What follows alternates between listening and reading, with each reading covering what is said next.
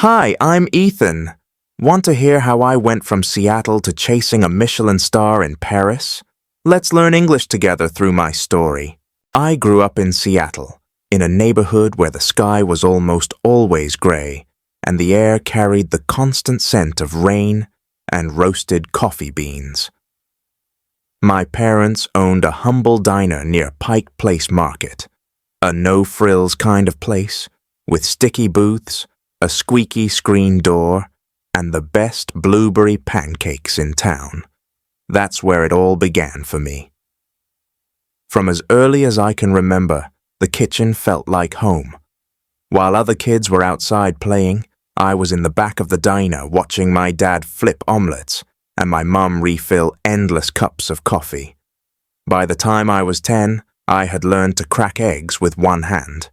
At 13, I could manage the breakfast rush on my own, and by 16, I was experimenting with spices and creating my own twists on the classics. But as much as I loved our family diner, I knew deep down it wasn't where my journey would end. I used to spend my nights after closing reading cookbooks like they were novels, devouring the stories of legendary chefs and obsessing over French cuisine. Paris, the heart of haute cuisine, the city of flavors and finesse, called to me like a whisper in the back of my mind.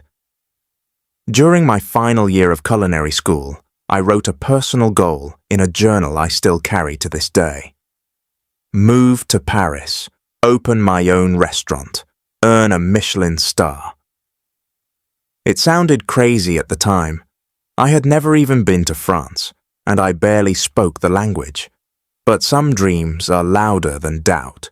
After years of saving money, building experience in Seattle's growing restaurant scene, and working double shifts to pad my travel fund, the moment finally came. I bought a one-way ticket to Paris. My parents were supportive but concerned.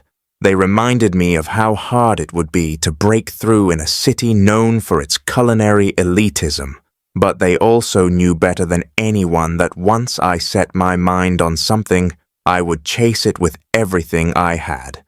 So, with nothing but a suitcase, a backpack full of knives, and a head full of recipes, I boarded that plane.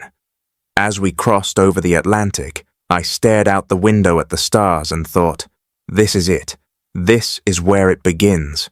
I didn't have a backup plan, just a dream, and an unshakable hunger to make it come true.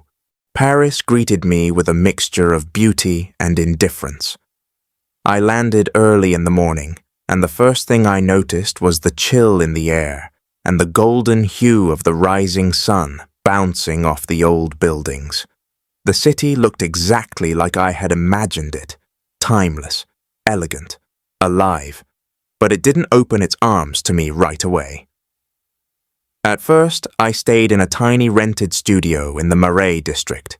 It had creaky floors, a single gas burner, and a window that overlooked the rooftops and chimney stacks. I lived simply, spending most of my money on fresh produce from the markets and riding the metro with a crumpled map and a pocket-sized French dictionary. My French was clumsy, and I made a fool of myself often, but the Parisians appreciated the effort. Slowly, I began to feel less like a stranger and more like a guest who might be allowed to stay. Finding work wasn't easy. I knocked on the back doors of restaurants, asked for stages, unpaid apprenticeships, and took whatever kitchen job I could get. I worked long hours scrubbing pots, cleaning fish, and chopping vegetables until my fingers went numb. But I watched everything. I studied the movements of the chefs, how they plated, how they commanded the brigade.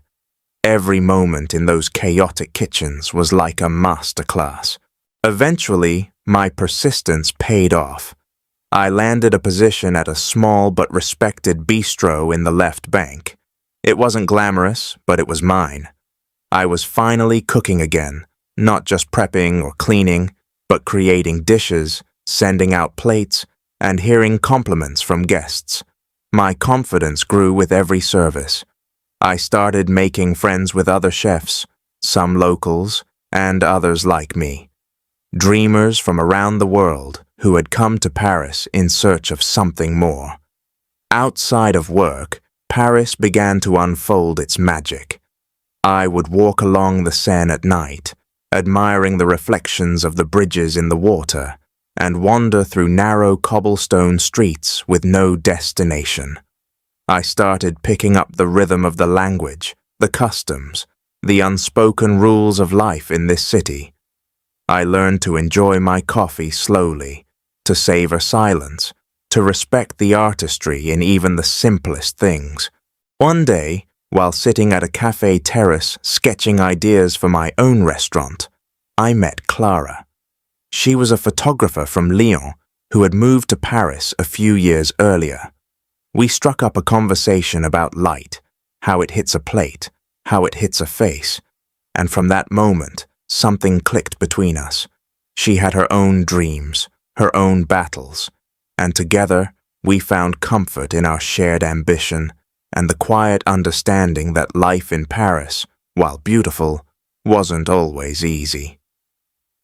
With Clara by my side and a small network of supportive friends and colleagues, my days became fuller. We had dinner parties in small apartments, shared stories over wine, and celebrated the little victories, like my first solo dish on a menu, or understanding a full conversation in French without asking for clarification. Paris wasn't just a city anymore. It was becoming home. And every day, with every plate I cooked, I felt myself getting closer to the dream I had written down years ago. Months turned into a year. I had built connections in the food world, and my French was improving fast. But more importantly, I had saved just enough to start thinking about my own place. I spent weeks scouting locations until I found it. A charming old storefront on Rue Saint-Dominique, a stone's throw from the Eiffel Tower. The cobblestone street glistened after the rain, the iron balconies overflowed with geraniums, and the view from the restaurant's front window was postcard perfect. I signed the lease on a crisp September morning. Renovating the space was exhausting but thrilling. I wanted an open kitchen so guests could see everything. I painted the walls a soft cream, added antique light fixtures, and filled the air with warm jazz. The name came easily, l'inattendu, the unexpected. Opening my own restaurant was like planting a seed in foreign soil. I had found the perfect location, a narrow cobblestone street in the 7th arrondissement, where the scent of fresh bread drifted from nearby boulangeries, and just beyond the terrace, through the soft golden haze of Parisian light, the Eiffel Tower stood tall like a silent guardian. The place had been a closed-down antique shop with dusty windows and a cracked wooden floor, but the moment I stepped inside, I saw what it could become. With every hour I wasn't working in someone else's kitchen, I was at the site, cleaning, planning, and sketching menus on napkins. Clara helped me choose the name, Elan, a French word that means momentum, spirit, drive. It was everything this dream meant to me. The renovation was modest, but full of care. Dark green walls, soft pendant lighting, an open kitchen framed in brass and glass. I wanted it to feel warm, like a memory, but also new, like the future I was chasing. Hiring my staff felt like casting for a theater production. I didn't want perfection. I wanted heart. I found Luc, a pastry chef from Brittany with hands as precise as a clockmaker's. Camille, a line cook from Marseille, was bold, quick-witted, and unshakable under pressure. Then there was Marcus, an intern from Chicago, full of raw energy and the same gleam in his eyes I had when I first arrived in Paris.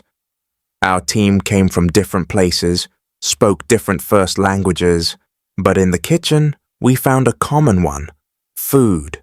We built a rhythm over time, like a jazz band in service, each of us picking up the other's cues, improvising when things went wrong, celebrating when dishes went out flawlessly. We burned ourselves on hot pans, danced to old French records while prepping vegetables, and stayed late polishing silverware for the next day's guests. Elan wasn't just a restaurant, it became a home. And we were more than colleagues, we were a family. We had each other's backs during stressful services, shared meals after long shifts, and laughed at inside jokes born from kitchen chaos. On Sundays, when we closed for the day, we'd take picnics to the park or explore food markets together, always dreaming, always learning. The bond we built reflected in the food. Guests could taste it. There was joy in every plate. The restaurant began to gain attention, not just from locals, but from critics and chefs I had once only read about. One evening, after a quiet winter service, Luke handed me a folded note. It was a reservation confirmation for an anonymous Michelin inspector. My hands trembled as I read it. I didn't say anything to the team, but I noticed how that night we all moved with extra care, an unspoken electricity running through the room. But whether the stars came or not, I knew I had already won something more meaningful. I had built something lasting, something that mattered. A kitchen where people felt safe to grow. A space where food told a story, where every dish whispered of dreams, effort, and hope. In a city known for its brilliance and its coldness, we had created a warm light of our own. Not everything in Paris happened inside the walls of Elan. As much as I poured myself into the kitchen, the city itself began to weave into my life in quiet, beautiful ways. And perhaps the most profound of these changes was Clara. Clara had been by my side from the beginning, but as Elan grew, so did our bond. She was more than my partner in life. She became part of the soul of the restaurant. On many evenings, she'd sit at the bar with her laptop, working on her own projects, occasionally sipping a glass of wine and sneaking glances toward the kitchen. There was a calmness in her presence, a reminder that even in the middle of chaos, there was someone waiting to smile at me. We made a ritual of late-night walks after service. The streets of Paris after midnight were nothing short of magical. Quiet, bathed in soft yellow light, the air filled with the hum of distant conversation and the occasional echo of laughter. We'd wander without direction, hand in hand, passing flower shops with their shutters down, fountains quietly trickling in deserted squares, and the Eiffel Tower sparkling in the distance. It was during one of those walks, standing on Pont Alexandre III, that I realized I wasn't just building a dream, I was living it. Our circle of friends in Paris slowly expanded. Through Clara's connections and the restaurant's growing popularity, we met other creatives, painters, photographers, musicians, and fellow chefs. Sunday evenings turned into dinner parties in small apartments, filled with mismatched chairs, clinking glasses, and warm conversation in a medley of French and English. These gatherings became a breath of fresh air, a reminder that life was more than just service and prep. Even with the long hours and endless work, Clara and I carved out moments for ourselves. Weekend escapes to the countryside, afternoons at vintage bookshops, or just quiet mornings in bed with fresh croissants and coffee. We made time because we understood that dreams, no matter how big, needed a life around them to make them whole. One of my favorite memories came in early spring. The trees along the Seine had just begun to bloom. Clara surprised me with a picnic, just the two of us, on a patch of grass near the river. We had cheese, baguette, fresh fruit, and a small bottle of wine. As we sat there watching the boats glide past and the sunlight dance on the water, she turned to me and said, "Can you believe this is our life?" In that moment, I truly couldn't. Paris had given me more than a restaurant. It had given me a rhythm, a community, a love that deepened with every passing day. Life outside the kitchen didn't compete with my dream. It completed it. And as the seasons changed and our routines deepened, I realized that success wasn't just about the food we served or the stars we might one day earn. It was about the life we were creating, layered, complex, and profoundly rich in ways I had never imagined. After 2 years, L'Inattendu had become something special. We weren't fancy. We had no white tablecloths, no gold-plated menus, but we had heart, and that showed in every plate. One morning, I received a letter with a red seal. My hands trembled as I opened it. The Michelin guide had taken notice. We had earned a place in the next edition, not with a star yet, but as a recommended restaurant. It was a small mention, but for me it felt like fireworks. From that moment we pushed harder. I revised every dish, retrained my staff, and hired a sommelier to elevate the wine pairings. I knew we were on the cusp of something greater. Today, I still stand behind the stove, the Eiffel Tower glowing outside the window. Tourists pass by and peek inside, sometimes stepping in just to see what's cooking. Locals return week after week, often sitting at the same tables, ordering their favorite dishes. I've seen proposals, anniversaries, even someone writing a novel in the corner table by the window. Running L'Inattendu hasn't been easy. There were days I wanted to give up, nights when deliveries didn't arrive, and mornings when exhaustion wrapped around me like a wet coat.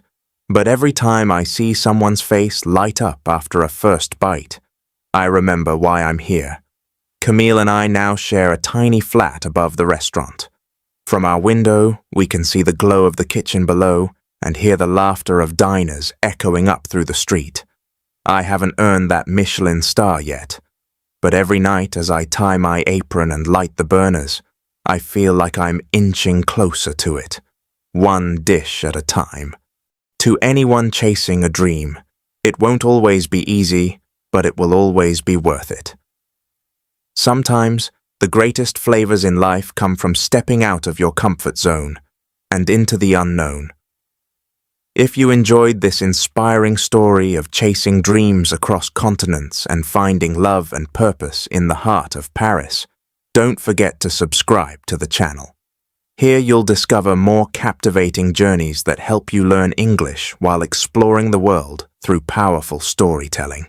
Hit the like button, leave a comment, and join our community of curious minds. See you in the next story.